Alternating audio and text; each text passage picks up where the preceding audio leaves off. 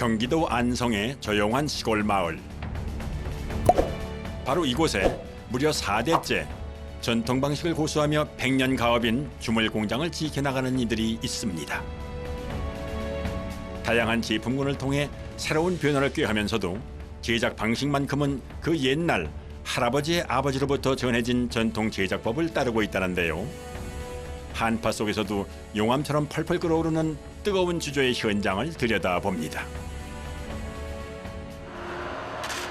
아직 동이 트지도 않은 이른 새벽. 주물 공장의 시계는 이미 바쁘게 돌아가고 있습니다. 공장 한편에 쌓아둔 흙더미를 부지런히 섞어주는 작업 차량. 포항에서 파온 흙이에요. 이게. 가마솥 만드는데 가마솥 속틀이라고. 속틀을 이제 저 금형에다가 다릴 거예요.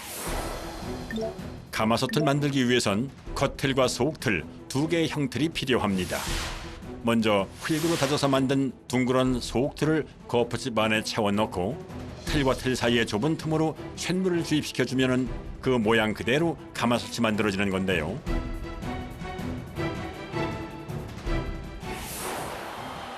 잠시 후 기중기를 이용해 거푸집을 옮기는 작업자들. 가마솥 내부 흙으로. 이 틀인 거예요, 그러면? 이렇게 큰 솥은 대체 어디에 쓰는 걸까요? 큰 거는 이제 미주도 쓰고 뭐. 요 뭐야 소도 때려서 잡아서 쓰고. 민물 매운탕을 끓였을 적에 네. 이 가마솥으로 네. 저 일반 서텐솥, 양은솥하고 맛 차이가 확연하게 차이가 난다. 아, 뭐 이렇게 매운탕이나 그런 찌개 같은 거 끓였을 때요? 네, 비린내가 안 나. 위아래로 분리된 거푸집을 얌전히 제자리에 마셔둔 뒤 그 안에 흙을 채워넣기 시작하는 작업자들.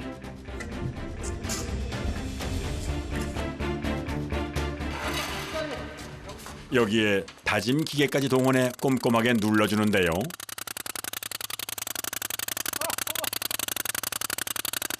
다디는 거예요, 다디는 거. 아, 다져줘야 돼요? 꽉꽉 눌러주도록. 여기서 끝이 아닙니다. 흙 사이에 동그란 철판을 심고 또다시 흙을 다져주기 시작하는데요. 그렇게 거푸집 안이 흙으로 빈틈없이 가득 차면 뚜껑을 덮고 다시 한번 눌러주는데요.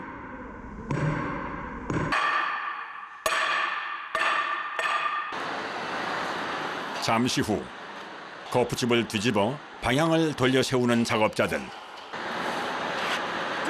그리고는 거푸집의 바닥면을 떼어내는데요. 둥그스름하게 매끈한 속틀이 모습을 드러냅니다. 이번엔 그대로 살며시 거푸집을 내려 빼내는 작업자들. 내쉬는 숨조차 조심스럽기만 한데요. 한눈에 봐도 그 크기가 상당해 보입니다.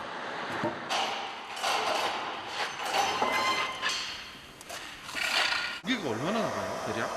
300kg? 아, 큰 거는요, 저 거푸집이요? 거푸집까지 다 전부 다 안에 것까지 다. 그렇게 공들여 빼낸 중자는 마치 신주단지를 모시듯 조심스럽게 공장 한편으로 옮겨두는데요.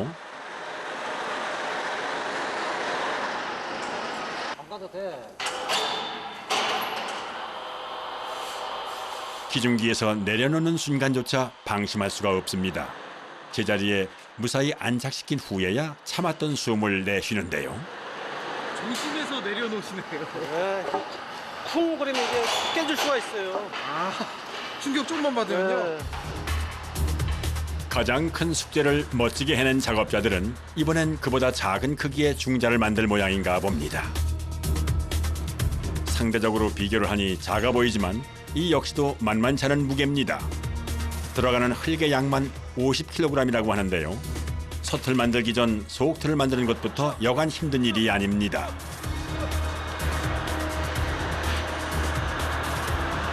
쿵할 때는 사람이 힘으로 안 되니까 기중기를 쓰잖아요. 근데 이 작은 거는 다 수작업으로 하기 때문에 힘이 좀 더 드네.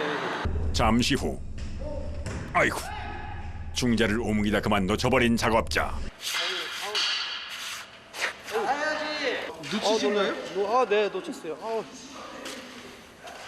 아, 무거우셔서 그런 아, 거예요? 손이 미끄러졌어요. 아 근데 이게 떨어지니까 이제 바로 그냥 형태가 없어지네요. 예, 뭐 힘이 있어요, 흙이네. 이게 흙이잖아요. 이러니 더욱더 신경을 곤두세울 수밖에는 없다는군요. 하루에 얼마나 만들어요? 35개 정도. 그렇게 오전 내내 부지런히 중자를 찍어낸 작업자들. 목표한 수량만큼 만들어 놓고 보니 지켜보는 것만으로도 뿌듯한데요. 그제야 잊고 있었던 통증들이 한꺼번에 몰려옵니다. 맨손 체조로 잠시나마 뻐근한 팔다리를 풀어보는 작업자. 아니 지금 어깨가 뻐근해서 푸는 거예요. 이곳에선 가장 연장자라고 하는데요. 에이구. 은퇴해야 되는데 여기 일할 사람이 없어. 아 여기 왜 그러냐면은 이게 저기 뭐요 후배들 양성이 안 돼. 왜요? 힘들어서 일을 안 한다고. 여기 제일 젊은 분이 이분이야. 지금 60인데. 69이야. 나이 70에도 기골이 장대한 어르신. 건강하게 오래 일하시면 좋겠습니다. 잠시 후 다음 작업을 이어가는 59 막내. 곱게 만들어둔 증자 겉면에 웬 가루를 발라주는데요. 이게 흑연하고 백연하고 섞인 혼합된 거예요. 샘물 주입하고 나서 털 때 흙을 다 털 때 이제 잘 털리죠. 흙으로 만든 중자가 쇳물에 엉겨붙지 않도록 일종의 코팅막을 만들어주는 과정이라고 하는군요. 이어지는 다음 작업은 800도의 가스불로 중자 겉면을 구워주는 겁니다. 솥 하나에 각각 20-30분 이상 공을 들인다고 하는데요. 수분기가 많으면요 막 끓면서 폭발할 수가 있고 얘 샘물이 막 튈 수가 있어요. 네. 그러니까 이게 될 수 있으면 수분기를 없애주는 거죠. 모든 작업은 최상의 가마솥을 빚어내기 위한 철저한 계산 아래 실행됩니다.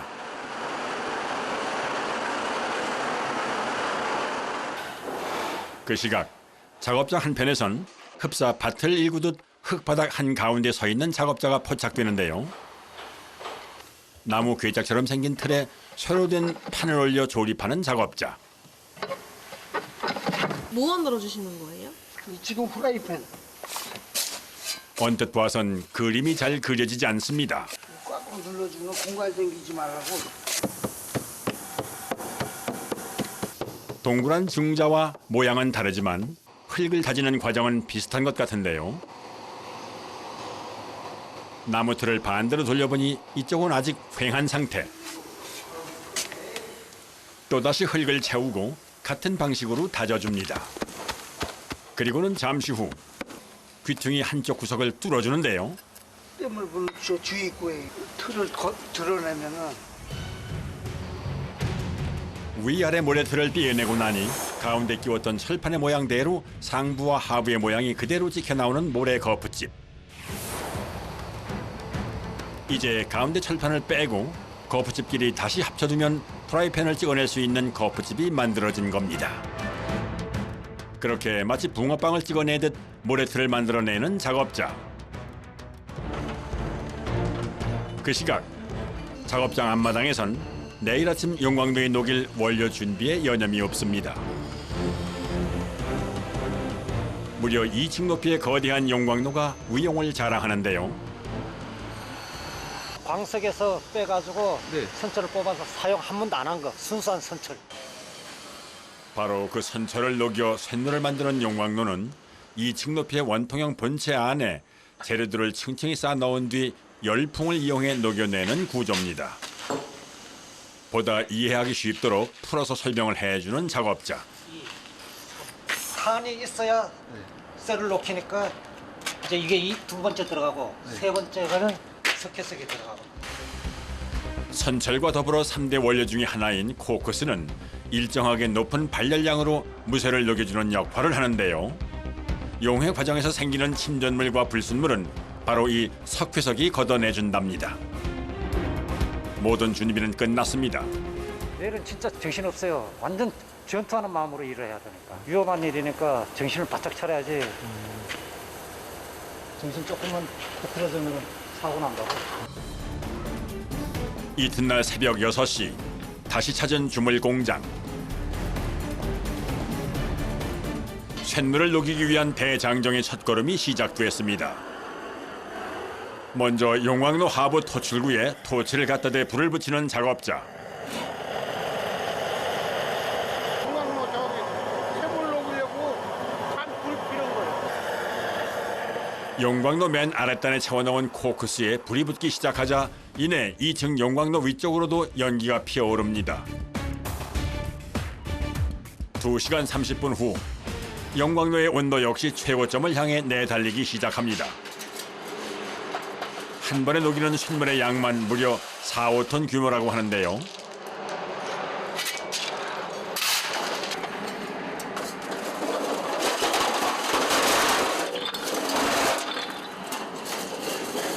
전통 용광로는 바람을 갖다 불어넣기 때문에 바람하고 탄을 넣기 때문에 2,100도까지 올라가요. 그 안에 있는 중금속이 다 녹아 없어져 버려요. 날아가 버려요. 산화돼서.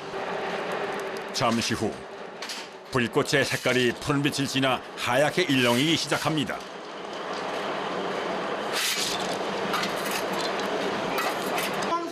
빨간색에서 하얀색으로 변하네요. 아, 저게 저 좋은 불길입니다. 저렇게 불길이 저 정도면 온도가 기본상 올라가는 상황을 설명하죠.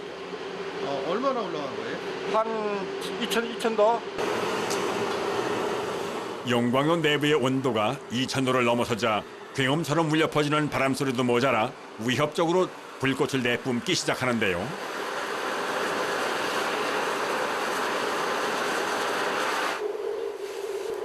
쉴 새 없이 솟구치는 불꽃에 서둘러 진흙으로 토출구를 막는 작업자.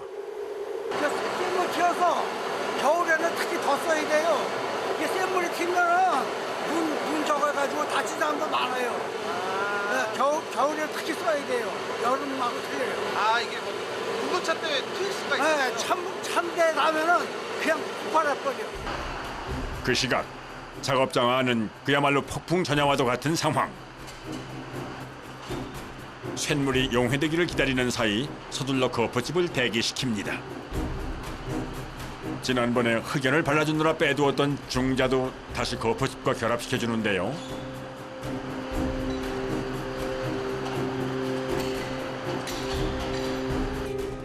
마음은 급하지만 서둘러 움직였다간 애써 만든 중자마저 부서질 수도 있습니다.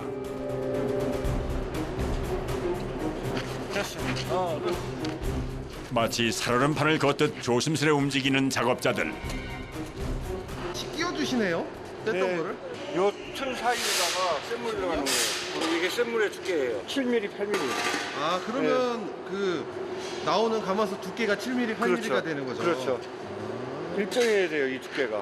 이게 틀어지면은 한쪽이 두껍거나 얇으면은 한쪽이 바닥이 얇아져서 오래 쓰지를 못해요. 거푸집 간격을 유지하는 것이 솥의 수명을 좌우한다는 얘긴데요. 마지막으로 바닥 부분을 받칠 하부 거푸집까지 덮어서 고정시켜주면 쇳물을 부을 준비는 모두 끝이 납니다. 그저 곁에서 지켜보는 것만으로도 왠지 긴장되는 순간입니다. 그 시각 용광로 토출구를 막았던 진흙을 떼어내 봉인을 해제하는 작업자. 이내 새빨간 쇳물이 쏟아져 내리기 시작합니다. 커다란 바가지에 쇳물을 옮겨받는 작업자들. 바가지 하나를 채운 뒤에는 다시 진흙으로 입구를 봉해버립니다. 4인 1조로 힘을 합해 쇳물을 옮기기 시작하는 작업자들. 가져온 쇳물은 다른 바가지에 옮겨 붓습니다.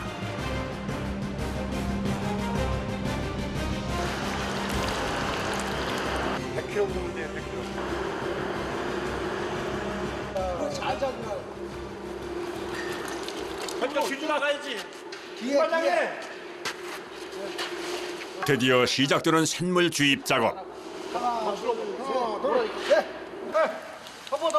여기서 뭐 쓰게? 여기서.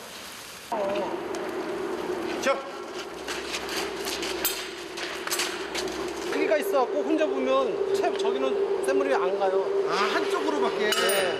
그러니까 양쪽에서 이렇게 같이 퍼지는 거예요. 잠시 후 거푸집 위로 흙을 덮어주는 작업자. 오!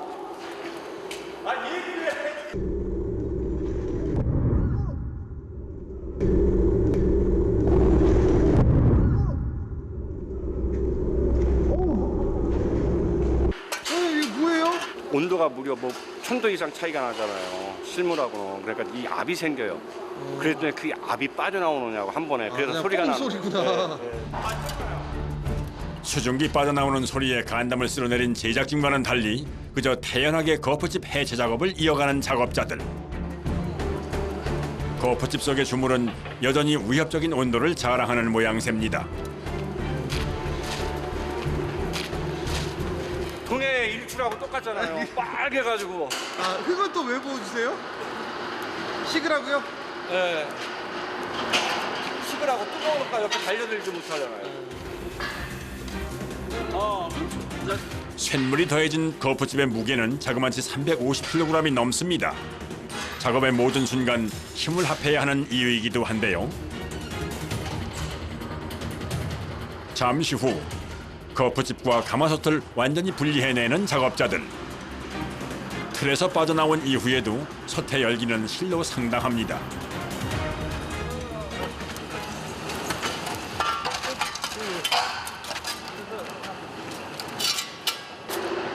그런데 이 뜨거운 솥을 앞에 두고 곧바로 삽질을 시작하는 작업자.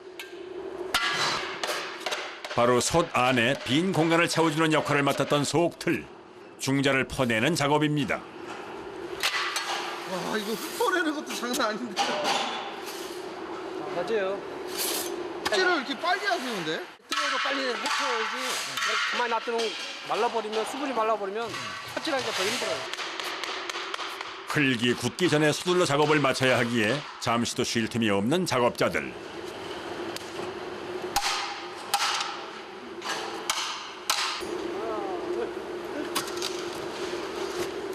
마지막으로 바닥에 남은 흙을 뒤집어 엎어 털어내면 이제야 작업 하나가 끝난 셈인데요. 일주일에 한 번 쇳물을 내리는 날이면 전시 상태처럼 일을 해야 한다는 얘기가 이제야 실감이 되는 것 같습니다. 주조 작업이 끝난 가마솥은 작업장 한편으로 옮겨 세워두는데요. 거푸집을 다 털어내고도 솥 하나만의 무게가 90kg이라고 하니 실로 어마어마한 크기입니다. 한편 작업장의 또 다른 한쪽 모래 주조장에선 이제 막 쇳물 주입 작업이 시작됐는데요. 바닥에 깔린 거푸집의 수만도 무려 120개. 한 번 쇳물이 들어가기 시작하면 끝날 때까지는 멈출 수가 없답니다. 마치 활화산이 이글거리는 용암지대에 온 것처럼 땅바닥에서 열기가 솟구치는 이색적인 풍경이 펼쳐지는데요. 땅에서 작물을 수확하듯 삽질로 주물들을 거둬들입니다.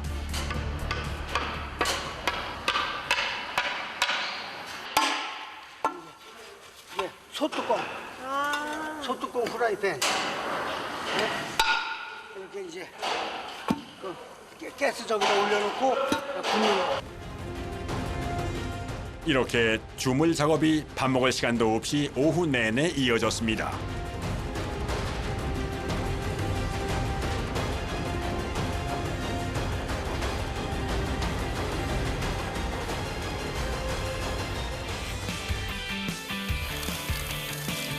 잠시 쉬는 시간. 새벽부터 움직이니까 배고프죠. 애기들이 이제 그만두라고는 얘기는 안 하세요? 왜 안 해요? 그만하라 그러지. 조금만 더 하고. 조금만 더. 조금이 언제가 될지 몰라도 조금만 더 하고. 조금만 더 하고. 재밌다는 건 거짓말이고 네. 뭐야. 직업의식을 가지고 내 직장이니까 직업의식을 가지고 하는 거지.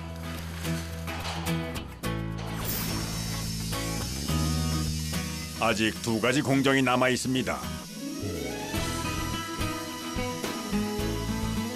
연마와 길들이기 공정인데요.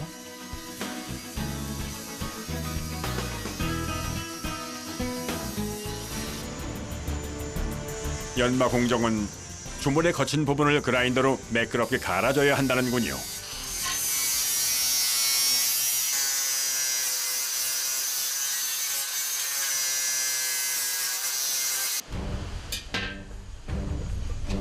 드디어 마지막 공정입니다.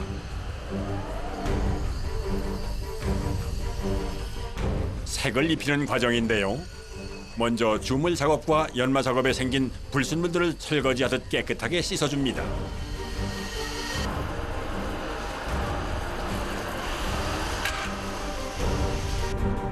그리고 겉에 있는 수분을 토치로 말려주는군요.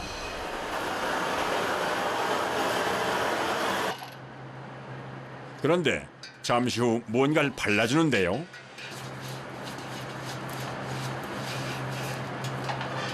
참기름. 참기름?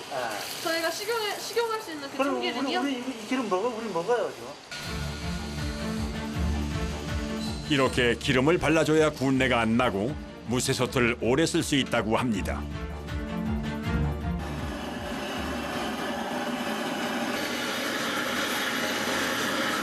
(1m) 이상의 솥은 1시간 이상 이 작업을 반복해야 한다네요.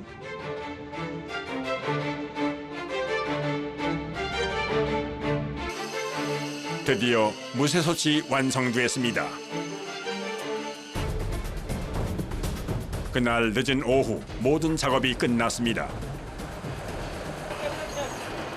이제 용광로를 해체하는 일만 남았는데요.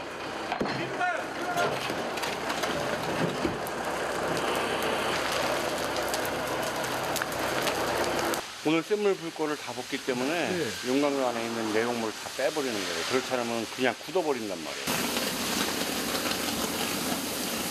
남은 쇳물의 열기도 굉장합니다. 그렇기 때문에 끝까지 긴장을 할 수밖에는 없습니다. 끝나고 나면 오늘 하루 종일 보셨지만은 이게 엄동설안에도 땀이 날 정도로 뛰어다니고 힘들잖아요. 근데 이 삼복도에 한다고 한번 생각을 해보시면은 어떤지 불가마 지옥이 따로 없을 거예요. 예, 이런 지옥 같은 데서도 이렇게 열심히 일해주시는 직원분들이 있어서 그런 보람에 이런 어려운 그 극한 직업을 갖다 택해서 열심히 일하시는 것 같아요.